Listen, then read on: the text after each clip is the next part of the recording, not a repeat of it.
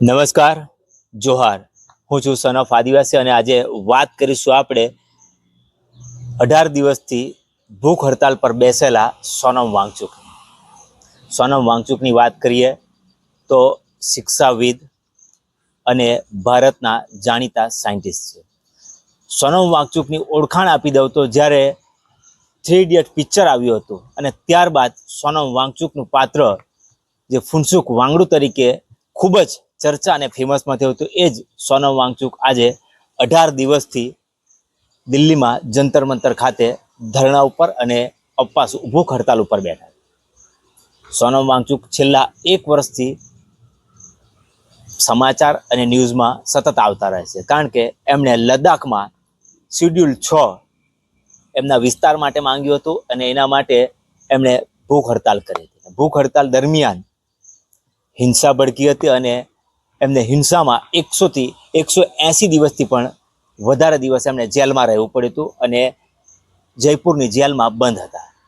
ત્યારબાદ માર્ચમાં એમને જેલમાંથી છૂટા કરવામાં આવ્યા અને ત્યારબાદ જૂનની 28 તારીખે ફરી પાછા દિલ્હી ખાતે કોકરોચ જનતા પાર્ટી સાથે એમણે વાતચીત કરી. એમના મુદ્દા એમને યોગ્ય લાગ્યા અને ફરીથી એ પાછા 28 જૂનથી ધરણા ઉપર બેઠા છે, ભૂખ હડતાલ ઉપર બેઠા છે. આજે 18મો દિવસ છે, ત્યારે દેશમાંથી ખૂણે ખૂણેથી લોકો સમર્થન આપી રહ્યા છે. ત્યારે ગુજરાત પણ બાકી રહેતું નથી અને ગુજરાતમાં વાત કરીએ તો ગુજરાતના આદિવાસીઓ પણ બાકી રહેતા નથી. ગુજરાતમાં આદિવાસીઓ પણ આજે સોનમ વાંગચુકને સમર્થન આપી ચૂક્યા છે. એવા જ સમસ્ત આદિવાસી સમાજના પ્રમુખ, નવસારી જિલ્લાના પ્રમુખ નીરવ પટેલ આપણી સાથે છે. એમને સમર્થન જાહેર કર્યું છે. એમને સાથે વાત કરીશું આપણે, એ શું કહેવા માંગે છે. નમસ્કાર, જોહાર. જે એક પ્રખર શિક્ષણવિદ, જે એક રિફોર્મર છે, જે એક રિસર્ચર છે અને એક સાયન્ટિસ્ટ છે, જે આજે 59 વર્ષની ઉંમરે દેશના ભલા માટે, એક સિસ્ટમમાં બદલાવ લાવવા માટે આંદોલન પર અને ભૂખ હડતાલ પર બેઠા છે, ત્યારે એમનું વજન ડે બાય ડે ઘટી રહ્યું છે અને આટલા દિવસોમાં 8 કિલોની આસપાસ એમનું વજન ઘટી ચૂક્યું છે. Blood sugar level, blood pressure level પણ ડાઉન થઈ રહ્યું છે. ઘણા બધા જે શિક્ષણ સંબંધિત વિષયો સાથે સંકળાયેલા લોકો અને ભણેલા ગણેલા લોકો આજે દેશભરમાં સોશિયલ મીડિયામાં તમે જોઈ શકો છો, કોમેન્ટોમાં અને રીતસરનો ટેકો જાહેર કરી રહ્યા છે. દરેકનો મકસદ એક જ છે કે સોનમ વાંગચુકજી જે છે તે હવે પોતાનો ઉપવાસ તોડે અથવા સરકાર પોતાની જીદ છોડે. નીરવભાઈ, મારો એક સવાલ છે કે તમે સોનમ વાંગચુકને સમર્થન આપ્યું છે કે કોકરોચ જનતા પાર્ટીને? ના, કોકરોચ જનતા પાર્ટી સાથે અમારે કોઈ લેવા દેવા નથી. અમે માત્ર ને માત્ર શિક્ષણના હેતુથી જે સોનમ વાંગચુકજી જે આંદોલન કરી રહ્યા છે એના માટે જ અમે પૂરતું સમર્થન આપ્યું છે. બાકી સીજેપી સાથે અમારે કોઈ લેવા દેવા નથી. નીરવભાઈ, એક બીજો સવાલ છે કે તમે પણ લડાકુ છો. અહીંયા આદિવાસી વિસ્તારની સમસ્યા લઈને તમે પણ ખૂબ મોટી લડાઈ લડી રહ્યા છો અને તમે જે રીતે લડાઈ લડી રહ્યા છો એ રીતે સોનમ વાંગચુક દેશના માટે લડી રહ્યા છે. તો તમે જે રીતે સમર્થન આપો છો અને જે રીતે સોનમ વાંગચુક ભૂખ હડતાલ ઉપર છે, તેમનું ભવિષ્ય શું છે? ભવિષ્ય એવું છે કે ભૂતકાળમાં પણ 2018માં ગંગાની સફાઈ માટે એક વ્યક્તિએ પોતાનો જીવ ગુમાવી ચૂક્યા છે. 111 દિવસના ઉપવાસ એમના નિષ્ફળ નીવડેલા, પણ મને એવું લાગે છે, પોતાની પર્સનલ એક ફિલિંગ્સ કહું છું, કે આ વખતે જે સોનમ વાંગચુકજી છે એના પર કુદરતનો પણ હાથ છે અને એ વ્યક્તિ સતત લોકોના હૃદયમાં અને લોકજીભે રહ્યા છે. એટલે આ વખતે એમની મહેનત વ્યર્થ નહીં જાય એવું મારું સ્પષ્ટ માનવું છે. સોનમ વાંગચુક માટે લોકો એમ પણ કહે છે કે સાયન્ટિસ્ટ છે, એટલા હાઈલાઇટ નથી. એમને 180 દિવસ જેટલો જેલમાં પણ પૂરી દેવામાં આવ્યા હતા, છતાં પણ સરકારે કોઈની વાત ન સાંભળી. શું આ વખતે ભૂખ હડતાલ પર વાત સાંભળશે ખરી એમની? અવશ્ય સાંભળશે. કોઈ પણ મહાન માણસ હોય, જ્યારે ભૂતકાળથી લઈને અત્યાર સુધીમાં જ્યારે સત્તા સામે કે અન્યાય સામે સંઘર્ષ કર્યો હોય ત્યારે એણે જેલમાં જવું જ પડ્યું છે. અત્યારે અમારા પર પણ 4 કેસ થઈ ચૂક્યા છે, પરંતુ આજે પણ અમે પણ હિંમત નથી હાર્યા. તેમાં ભગતસિંહથી લઈને બિરસા મુંડાથી લઈને તાત્યા મામા ભીલથી લઈને આવા જે મહાન વ્યક્તિઓ છે એમના જીવન પરથી અમે પ્રેરણા લઈને આજે પણ ઝૂકવાનું નથી એવું નક્કી જ છે. અને એના માટે જ જ્યારે આ વ્યક્તિ ખરેખર દેશ માટે અને શિક્ષણમાં રિફોર્મ લાવવા માટે જ્યારે આ મહાન પગલું ઉઠાવી રહ્યા હોય ત્યારે સપોર્ટ આપવો જરૂરી છે.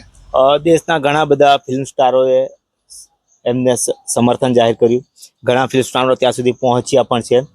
ઘણા રાજકીય નેતાઓએ સમર્થન જાહેર કર્યું છે. એમાં એમના જે માણસો છે એ પણ ત્યાં પહોંચીને એમને સમર્થન કર્યું. ઘણા લોકો એવી પણ વાત કરી કે તમે ભૂખ હડતાલ પરથી ઉતરી જાઓ, એવી પણ વાત કરી છે. શું કહેશો?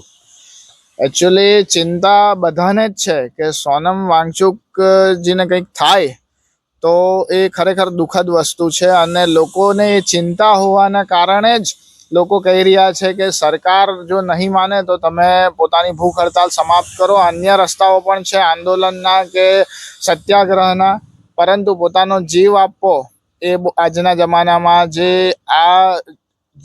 જે લોકો માટે એ લોકો લડી રહ્યા છે, પોતાનો જીવ આપવાની જે એમણે તજવીજ હાથ ધરી છે તે મને યોગ્ય લાગતી નથી. અને સરકારને પણ કહેવા માંગુ છું કે પોતાનો અહંકાર અને ઘમંડ છોડીને એકવાર ચર્ચા કરો. જે રીતે યુથ સપોર્ટ કરી રહ્યું છે, જે તે યુથ આજે ઘણા બધા હજારો લોકો જંતર મંતર ઉપર બેસીને ધરણા કરી રહ્યા છે, તો શું હજુ પણ જૂથ ઉમડશે? ગુજરાતમાંથી એવા કયા બીજા લોકોએ સપોર્ટ કર્યો છે? ગુજરાતમાંથી પણ સોશિયલ મીડિયામાં આપણે જોઈ શકીએ છીએ ઘણા બધા લોકો સપોર્ટ કરી રહ્યા છે. પરંતુ અત્યારે નહીં, કોઈ પણ સમય વર્ષોથી સિસ્ટમ સામે લડવું એ લોઢાના ચણા ચાવવા સમાન વસ્તુ છે. અને આપણે સિસ્ટમ સામે જ્યારે લડતા હોઈએ ત્યારે સિસ્ટમ આપણને ખોટા કેસોમાં ભેરવીને કારકિર્દી પૂરી કરી નાખે એવા ડરથી આજે મોટા ભાગના યુવાનો ચૂપ છે. પરંતુ દરેકને કહેવું છે, આજે નહીં તો કાલે ક્યારેક ને ક્યારેક તો તમારે બોલવું પડશે. તો જ્યારે સત્યના પક્ષે બોલવાનું આવે તો ડર રાખ્યા વગર બોલો.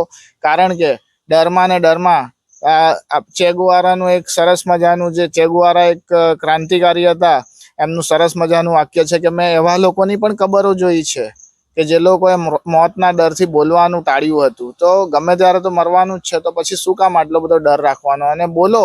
આપણે કોઈ રાજકીય પાર્ટી નહીં, પરંતુ આજે સોનમ વાંગચુકજી છે એના પર અત્યાર સુધીમાં એને 20થી વધારે એવોર્ડ મળી ચૂક્યા છે. અને સરકારે ખુદ પોતાની જે એજ્યુકેશનલ પોલિસી બનાવવાની હોય, રિફોર્મ પોલિસી બનાવવાની હોય, તેમાં એમને સભ્ય તરીકે રાખ્યા હતા.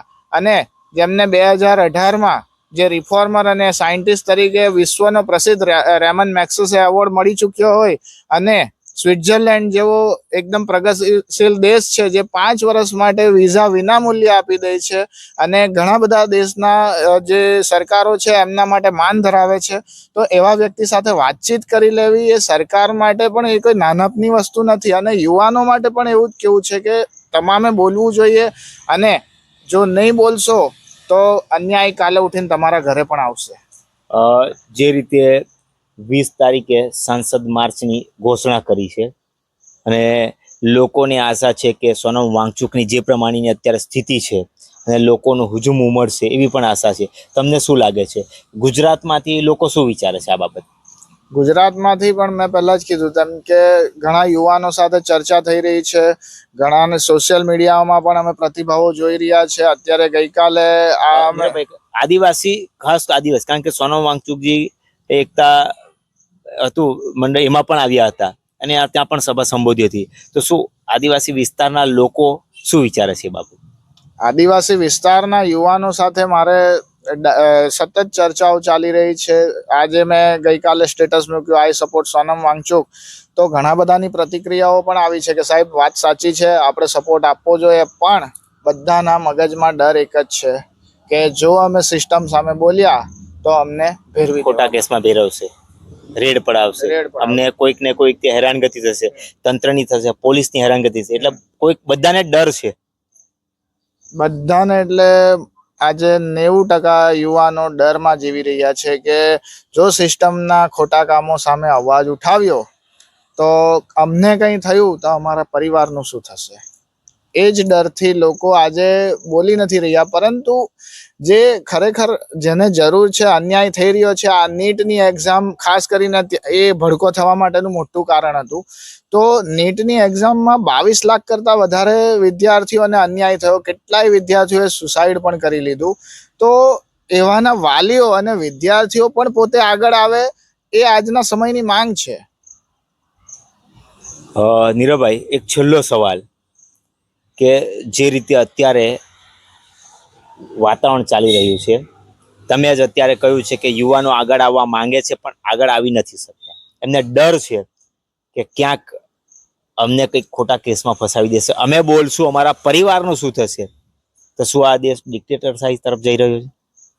ડિક્ટેટરશાહી તરફ તો જઈ રહ્યો એવું કહેવાય તો છે. કારણ કે જ્યારે જ્યારે અમે પણ ન્યાય માંગવાની કોશિશ કરી, અન્યાય વિરુદ્ધ અવાજ ઉઠાવ્યો કે કોઈ પણ એક ન્યાયિક માંગણીઓ કરી, ત્યારે અત્યાર સુધીમાં 4 કેસ, અત્યાર સુધીમાં એક પણ એવી કલમો નથી ગંભીર મર્ડર સિવાયની જે અમે ક્યારેય કરવાના નથી. અને જે નથી કરેલા એવા ગુનાઓની પણ એટલી ગંભીર કલમો અમારા પર લગાવી દેવામાં આવી છે કે આજે જ્યારે જે વ્યક્તિ અમને ઓળખતા નથી હોતા, ક્યાં તો પછી જ્યુડિશિયલ સિસ્ટમ સામે જઈએ તો એટલી અમને એક રીઢા ગુનેગાર તરીકે મતલબ સામે એક રિપ્રેઝન્ટ થતા હોઈએ છીએ કે આટલી બધી ગંભીર કલમો, હત્યાના પ્રયાસો, આત્મહત્યાની દુષ્પ્રેરણા, પોલીસની ગાડીની તોડફોડ, 1.5 લાખની લૂંટ, રાષ્ટ્રધ્વજ સળગાવો, આ બધી જે વસ્તુ અમે સપનામાં પણ નથી વિચારતા. અત્યારે હું પોતાની વાત કરું તો હું મહિને હજારોથી લાખો રૂપિયાનું દાન લોકો માટે કરી રહ્યો છું કે લોકોને એક સારું શિક્ષણ મળે,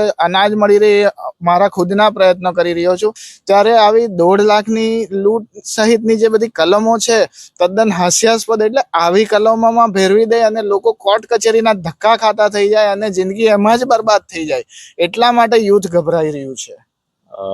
નીરવભાઈની વાત આપણે સામે, નીરવભાઈએ ખૂબ સારી વાત કરી કે સોનમ વાંગચુક માટે જે વાત કરી, કારણ કે સોનમ વાંગચુકની વાત કરીએ તો એમણે મોટા મોટા એવોર્ડો મળ્યા છે, એમણે દેશ માટે ઘણું કર્યું છે. એમના જે આવિષ્કાર છે એ દેશની આર્મી વાપરે છે અને ઘણા એવા આવિષ્કાર છે જે આજે એમના નામે પેટર્ન થયેલા છે. છતાં પણ એમણે 180 દિવસ જેટલું જેલમાં રહેવું પડશે અને હાલમાં અત્યારે જ્યારે ભૂખ હડતાલ ઉપર છે, આજે 18મો દિવસ છે, ત્યારે સમસ્ત ગુજરાત આદિવાસી સમાજ તરફથી નવસારી જિલ્લાના પ્રમુખ નીરવ પટેલે પણ ગઈકાલથી જ એમને સમર્થન જાહેર કર્યું છે અને સમર્થન બાદ ગુજરાતમાં પણ હલચલ ચાલુ થઈ ગઈ છે. હવે કયા એવા બીજા લોકો છે, કયા બીજા એવા સંસ્થા છે, કયા બીજા એવા સમાજ છે જે સોનમ વાંગચુકને ટેકો જાહેર કરે છે, એના માટે પણ આગળ આવશે. કારણ કે સોનમ વાંગચુક લોકોના, બાળકોના ભવિષ્ય માટે લડી રહ્યા છે, ન કે પોતાના આવિષ્કાર માટે લડી રહ્યા છે. એ બાળકોના ભવિષ્ય માટે લડી રહ્યા છે અને આવનાર સમયમાં જો ભવિષ્ય જ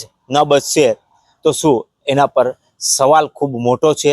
પણ શું થાય છે, 20 તારીખે જે સંસદ માર્ચ છે એ સંસદ માર્ચ થશે કે સરકાર સોનમ વાંગચુક સાથે બેઠક અને ચર્ચા કરવામાં આવે છે કે કેમ, એ આવનાર સમયમાં જોવાનું રહેશે.